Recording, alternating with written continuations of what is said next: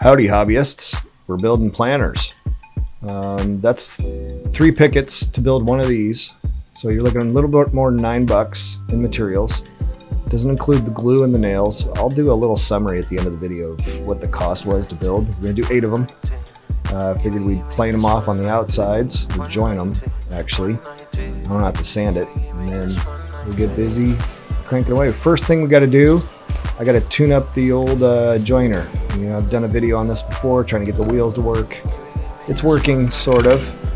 Certainly good enough to join off some cedar pickets. But I'm gonna sand down, get all the rust off using a 400 grit paper here. And take our time, make sure it's nice and shiny, no gouges. Try to remove as much rust as I can from anything I can see on the top surface. And that includes the fence. Get that up there. This is an older joiner, so there's some parts missing. Then you're going to put a little pasting wax on there, and what that does is just decrease the friction anytime you rub a board across there, and it's incredible how well that works. Get things tuned up, make sure that fence is nice and square, perfect 90 degrees. Pop back in a couple pins, tighten down, and good to go. First things first, we got to get all our material out, get it measured, and cut down to size. Again, 3 pickets, and that'll be enough to build 1 planter, plus a little bit of extra, and you'll have some extra pieces you can build, extra planters from after that. But it's a lot of cutting, a lot of cussing, back and forth. Henry's here helping me film today, and we're going to get him chopping on some of this and cutting and gluing and nailing. So it's definitely a family effort today. There are better videos on how to do this, and I will leave you a couple links. There's some really good videos out there, and the idea is, let's see if we can do this. This is going to help me tune up my skills as a woodworker, and well, obviously we're going to sell them. I'm going to take them to a nursery I know and see if I can sell them. I'm going to guess we'll sell them between $35 and $40 a piece, maybe a little bit more. But of course they can mark it up to $50, no problem. They'll probably include a plant or something like that. But do what you got to do. Here I'm using the mill. I don't have a table saw on site the day we cut these, so I'm going to use the mill and cut our longer legs out of that, and we'll kind of go from there. Sometimes you can't see things when it ain't time. Then back over the old Delta chop saw or miter saw, cut them all to length. I pre-marked them all using jig, and then once you get them cut, we'll put them over the joiner and clean up that surface. And then first one, of course, is a big ugly knot, but oh well, that's right. Again, lots of joining here to do. Basically, I'm going to take it down. Everything's pretty equal once you get it all milled, so the specs that I will give you are for the rough cut or rough hewn. I'm probably taking off about a 64th to a 32nd of an inch, just getting these over the joiner. Lots of material comes off. You want to get all that stain off, except on the inside. So planks that I use for the inside, I'm going to leave that stain on there, and that'll help resist moisture. So one thing about the sawmill, which is probably pretty obvious, we're more than just milling wood and rough lumber. We want to be a wood shop too.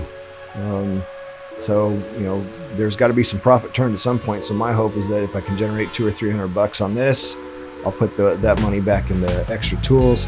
Still have a kiln to build. Obviously, we'll have to sell a lot more planters to do that.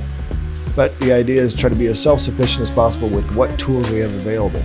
I have a bandsaw, the joiner here, and a planer that my dad donated that he doesn't use anymore, but I got to get them up and running. So first things first, let's see if we can't get some materials out of this and generate a little bit of profit and hone our woodworking skills. And here Henry, as you can see, is working heartily at learning how to use a joiner. Being somewhat critical of your work is important. And see, we've got a lot cut. Again, there's enough here to do 8 planters, and I'll have a little bit of extra. I can do a few more. So I'll put up the specs, but basically you take 2 longer sides, little tight bond 3 on there, which is waterproof. And I kind of forgot what I was doing or how to do it. So I'm going to try to collect myself a little bit here, get back on YouTube, read the specs and watch the video one more time, and then I'm back at it.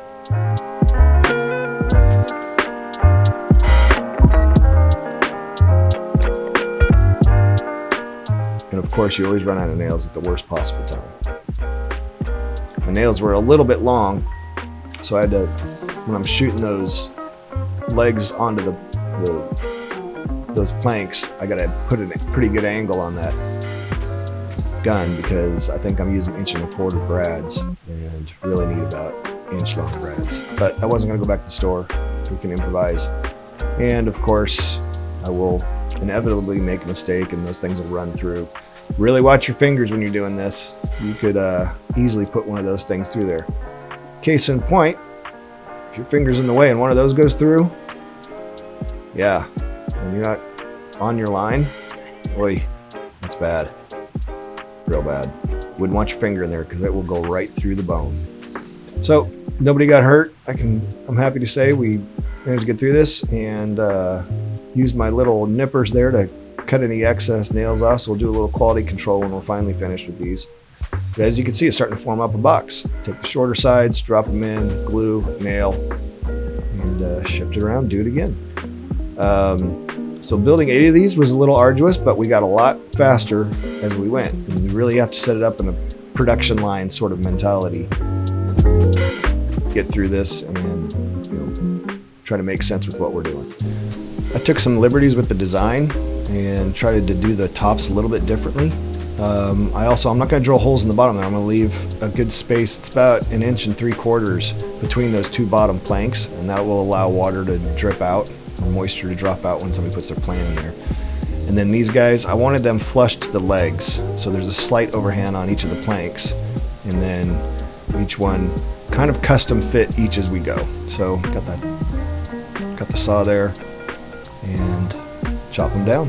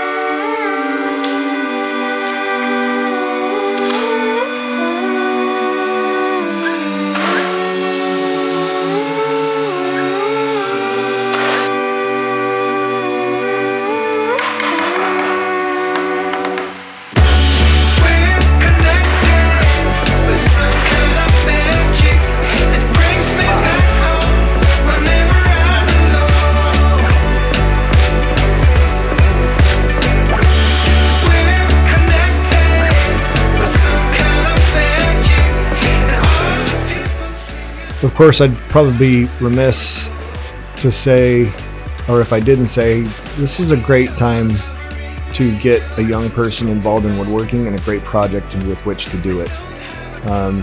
Henry's never run a nailer before. He's never glued anything. And it's a simple project, man.